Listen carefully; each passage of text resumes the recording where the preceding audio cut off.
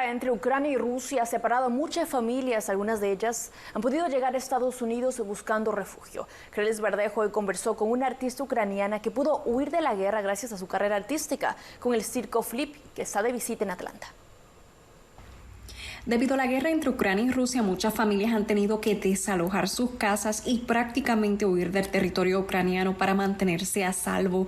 Eso fue lo que nos dijo Anastasia Savich, de 21 años. Ella es artista de circo y nos dijo que gracias a la ayuda que pudo obtener de Flip Circus ha podido mantenerse a salvo en los Estados Unidos y continuar su carrera artística para así poder ayudar a sus familiares que aún se encuentran en Ucrania.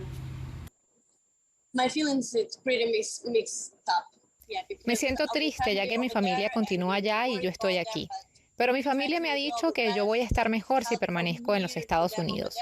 Ya que estamos seguras y por ahora los llamo todos los días, por lo menos 5 minutos, ya que es muy importante para nosotros y hacemos lo mejor que podemos.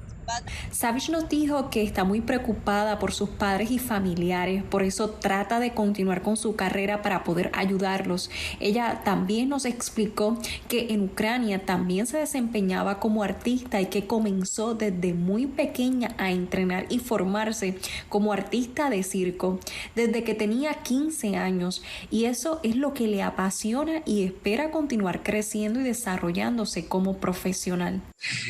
Stay positive and make. Quiero mantenerme positiva y hacer feliz a las personas. Ella nos dijo que se siente triste por toda esta situación que está ocurriendo en Ucrania, pero aún así no pierde las esperanzas de que pronto esta guerra termine y ella pueda volver a encontrarse con sus familiares y amigos que todavía se encuentran en esta área de conflicto. Mientras tanto, ella nos dijo que continuará trabajando para seguir desarrollándose en el mundo de las artes, ya que se encuentra por acá trabajando para este circo.